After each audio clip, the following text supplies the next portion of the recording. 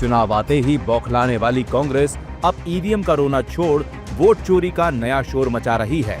लेकिन सच ये है कि ये कोई नई चाल नहीं, बल्कि कांग्रेस की पुरानी आदत और विरासत में मिली हुई हेरा फेरी की राजनीति है।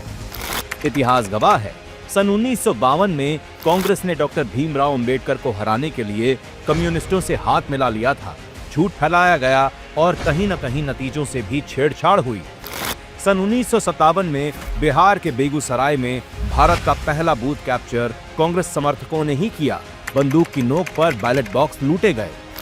सन 1967 में जम्मू कश्मीर में कांग्रेस ने 61 सीटें जीत लीं, कई तो बिना किसी मुकाबले के।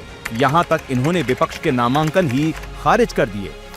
इतना ही नहीं, सन 1975 में अदालत ने इंदिरा गांधी को चुनावी गड़बड़ी का दोषी भी पाया, लेकिन फैसले को मानने के बजाय उन्होंने आपातकाल लगा दिया और देश के लिए तानाशाही का उदाहरण बनी।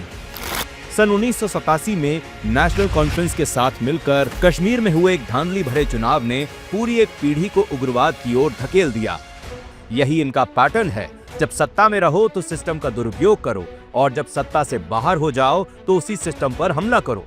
और आज राहुल गांधी उन्हीं के नक्शे कदम पर चलते हुए वोट चोरी का रोना रो रहे हैं। इनके सिर्फ नाम बदले हैं, सोच तो वही है। अब कांग्रेस और उसके राजकुमार ने चुनाव हारने और दूसरों को दोष देने की कला सीख ली है। लेकिन मजेदार बात तो ये है, जब ये धोखाधड़ी का आरोप लगाते हैं तो न ये कोई आधिकारिक शिकायत करते हैं, न कोई सबूत देते हैं, और जहां जीतते हैं वहां चुप्पी साध लेते हैं। विशेष गहन पुनरीक्षण प्रक्रिया यानी SIR एक सामान्य लेकिन बहुत जरूरी प्रक्रिया है, ताकि अवैध नामों को वोटर लिस्ट से हटाया जाए। लेकिन सवाल ये उठता है कि कांग्रेस इन्हीं घुसपैठियों को बचाने में क्यों लगी है। सच तो यह है कि कांग्रेस सोची समझी साजिश के तहत देश की संस्थाओं को बदनाम करने में लगी है, ताकि इनका घुसपैठिया वोट कट न जाए।